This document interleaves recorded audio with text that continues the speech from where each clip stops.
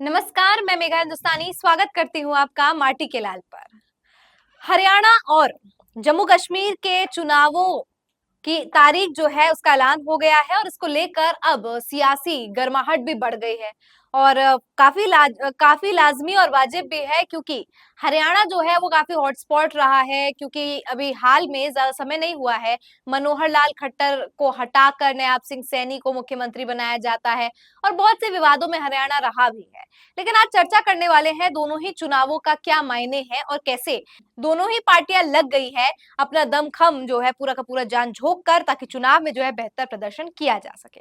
सबसे पहले आपको बताते हैं कि जो तारीखों की घोषणा हुई है वो क्या है। लिखा है जम्मू कश्मीर में 3 चरण में मतदान, 18 सितंबर वोटिंग, 25 सितंबर वोटिंग, 1 अक्टूबर वोटिंग। हरियाणा में 1 चरण में मतदान, 1 अक्टूबर वोटिंग, 4 अक्टूबर को दोनों जगह के नतीजे। महाराष्ट्र और झारखंड की चुनाव की अभी घोषणा नहीं हुई है। दोस्तों, कल प्रधानमंत्री नरेंद्र मोदी ने रेड फोर्ट से क्या बात कही थी, याद है आपको?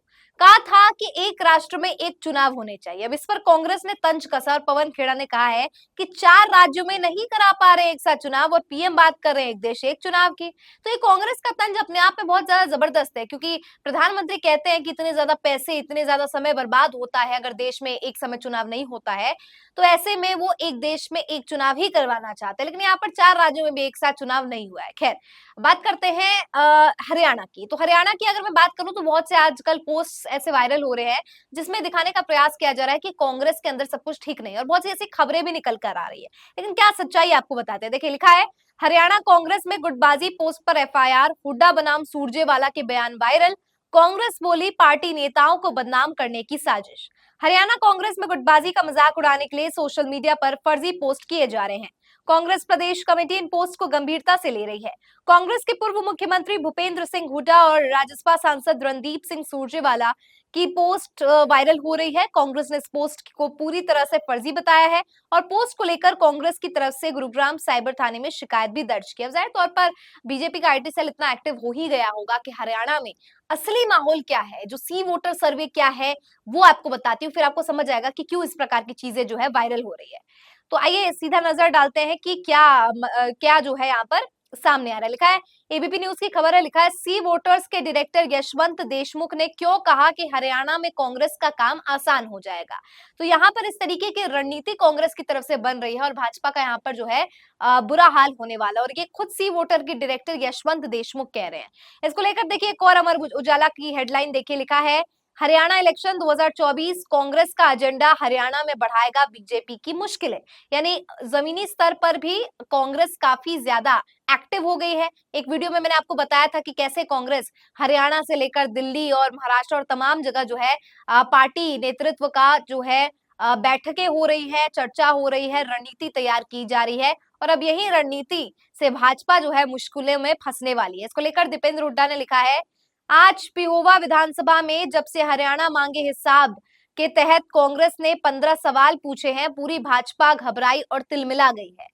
पूरी बीजेपी न तो हिसाब दे पा रही है और न ही जवाब दे पा रही है। उनके पास बताने के लिए न ही जवाब है, न गिनवाने के लिए कोई काम है। अब ये हरियाणा मांगे हिसाब आज हैशटैग जो है ट्विटर पर वायरल है, क्योंकि 15 सवाल पूछे जा रहे हैं जिसके भारतीय जनता पार्टी जवाब नहीं दे पा रही है और कांग्रेस जो है यहाँ पर उसी 15 सवालों को एजेंडा के रूप में इस बार चुनाव में इस्तेमाल कर रही है। दिनेश टांगी लिखते हैं, Haryana total 90 seat, Congress 55, BJP 25 से 27, अन्य 8 से 10। ये जो है बीजेपी को पिछली बार भी बहुमत नहीं मिला था, 41 सीट आई थी। बीजेपी जाट सर्विस अन्य मुद्दों पर चुनाव लड़ेगी।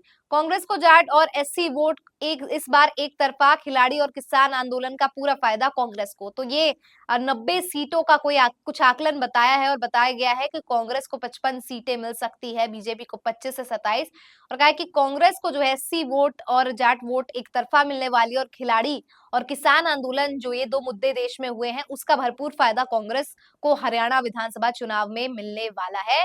ये एक पोस्ट है जो ये दावा कर रहा है।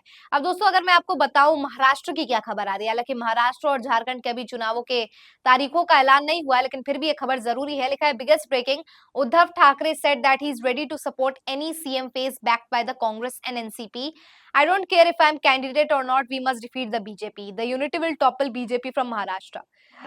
अब महाराष्ट्र से उद्धव ठाकरे सीधा कह रहे हैं कि उन्हें चेहरा बनाया जाए या ना बनाया जाए, वो पूरी तरीके से तैयार है किसी भी एनसीपी या कांग्रेस के चेहरे को समर्थन देने के लिए। तो यहाँ पर जो है कोई व्यक्तिगत राजनीति महत्व, व्यक्तिगत महत्वाकांक्षा वाली राजनीति नहीं हो रही, और क्योंकि यहाँ पे समर्थन जताया जा रहा है कांग्रेस या एनसीपी को उद्धव ठाकरे द्वारा, तो एक बात तो यहाँ पे स्पष्ट है कि भाजपा को हराने के लिए अब ये तगड़ी यूनिटी हो गई है, बहुत तगड़ा मामला हो गया है, क्योंकि सब जो है इकट्ठा हो गए और अब ये हराने के लिए सब जो है पूरा का पूरा ताकत इसमें झोंकने वाले हैं। तो दोस्तों हरियाणा का अगर मैं आपको थोड़ा-सा बताऊँ तो अभी जैसे महिला जो पहलवान हैं उन्होंने आंदोलन किया था, विनेश फोगाट को लेकर भी इतनी राजनीति हो रही है कि उनके डिस्क्वालिफिकेशन पर जो फैसला आया और तमाम चीज़ें जो है हो रही है। इससे पहले भी जब महिला पहलवान यही आंदोलन कर रही थी बृजभूषण शरण सिंह के खिलाफ, तब भी जो है हरियाणा में बहुत बड़ा वर्ग जो है, मैं कहूँ कि जाट समुदाय विशेष तौर पर भाजपा से खफा हो गया, और अब कहा जा रहा है कि इसका खामियाजाना जो है वो भाजपा को उठाना पड़ेगा। दूसरा, किसान आंदोलन का एपिसेंटर पंजाब और हरियाणा को माना जा रहा है, और कहा जाता है कि किसान आंदोलन को क्योंकि दिल्ली में नहीं आने दिया गया, इसकी वजह से किसानों का जो गुस्सा है वो तो भाजपा पे निकल ही रहा है, लेकिन बहुत से ऐसे जो किसान नेता कहते हैं, जो बहुत से ऐसे लोग हैं, हरियाणा में भी ऐसी यूनिट्स हैं जो किसान नेता और किसानों का समर्थन या किसानों की आवाज को उठाने का काम करते हैं, वो तमाम यूनियंस जो है वो भाजपा के खिलाफ हो गए हैं, और ये दो प्रमुख कारण बनने वाले हैं इस चुनाव में, और इस चुनाव में बीजेपी को काफी नुकसान इन दो मुद्दों की वजह से होने वाला है। इसके बाद अगर हम बात करें जातिगत, तो हर विधानसभा सीट के अपनी जातीय समीकरण है, उस पर भी एक वीडियो में अलग से चर्चा करेंगे। लेकिन अभी 90 सीटों का अगर मैं ओवरऑल आपको बताऊं तो यहाँ पर कहा जा रहा है कि एससी का जो मुद्दा है, या मैं कहूँ कि एससी और जाट जो यहाँ पे पूरी तरीके से एक तरफा कांग्रेस को देने वाला है, और कांग्रेस का दोस्तों चुनाव कभी भी या अभी वर्तमान तौर पर भी कोई जातीय जो है नहीं है कि आप किसी विशेष जात को जो है प्रेफरेंस दे रहे हैं, जैसा कि बीजेपी का रहता है अलग-अलग राज्यों में। और इस बार दोस्तों नयाब सिंह सैनी जो है उनके खिलाफ भी भ्रष्टाचार की काफी तस्वीरें देखने को मिली थी। एक तस्वीर थी जिसमें बारिश हो रही है और सड़क का निर्माण हो रहा है, तो लोग सवाल उठा रहे थे कि कैसे भ्रष्टाचारी सरकार जो है वो हरियाणा में अ, विराजमान है, और हरियाणा सरकार कितनी भ्रष्टाचारी है। मतलब ये एक इकलौता उदाहरण नहीं है, इसके अलावा भी बहुत से उदाहरण हैं जो इस बात को प्रमाणित करते हैं कि भ्रष्टाचार हरियाणा में भाजपा के नेतृत्व में हो रहा था, हो रहा है, और इसको लेकर लोगों का, आम जनता का आक्रोश भी है। तो ये पूरे कारण जो है वो हरियाणा में एक तरफा जो है कांग्रेस को जीत, एक तरफा कांग्रेस को फायदा पहुंचाने में कामयाब हो सकते हैं। अब एक और राज्य जिस पर चुनाव का ये जो तारीख जो ऐलान हो गया है वो है जम्मू कश्मीर। जम्मू कश्मीर से जुड़ी खबर क्या है इस वक्त देखिए, जम्मू कश्मीर में चुनावों की तारीख का तो ऐलान हो गया है, पर कुछ सवाल अभी भी है। तो कौन से सवाल है? राज्य का दर्जा कब मिलेगा? क्योंकि आपको याद होगा कि प्रधानमंत्री ने कहा अपने भाषणों में कि अभी तो ये जो है यूटीज है, यूनियन टेरिटरी है, लेकिन इन्हें केंद्र शासित में से राज्य में तब्दील करना किया जाएगा। तो ऐसा अभी तक क्यों नहीं हुआ? दूसरा सवाल है कि 370 हटाने के बाद सब नॉर्मल है, तो पिछले 67 दिनों में 17 आतंकी घटनाओं की जवाबदेही कौन देगा? क्योंकि बीते कुछ दिनों में आतंकवादी घटनाओं को बहुत ज्यादा अंजाम दिया गया है, और इसको लेकर ना कोई रिस्पॉन्सिबिलिटी ले रहा है, ना किसी की जवाबदेही बन रही है, क्योंकि कोई दे ही नहीं रहा जवाबदेही। तो इसको लेकर भी सवाल खड़ा उठता है कि आप कह रहे हैं कि 370 हटाने के बाद नॉर्मलसी को इस्टेब्लिश कर दिया गया है, तो ये क्या, ये किस प्रकार की नॉर्मलसी है जिसमें आतंकवादी घटनाओं में इजाफा होए जा रहा है? तीसरा बड़ा सवाल है कि भाजपा घाटी की 3 सीटों पर चुनाव क्यों नहीं लड़ी?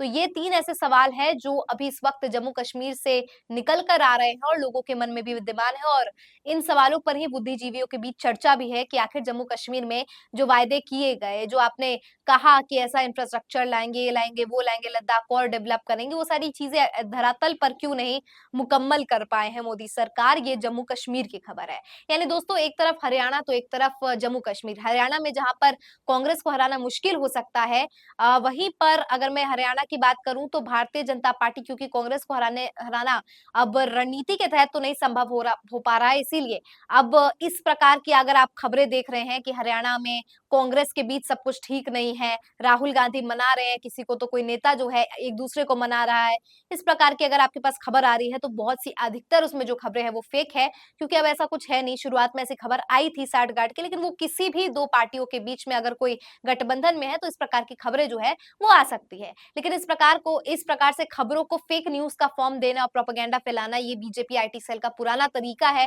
क्योंकि जब आप किसी को हरा नहीं सकते, आप किसी की बराबरी नहीं कर सकते, तो आप इस तरीके के उलझुल हरकतें करते हैं।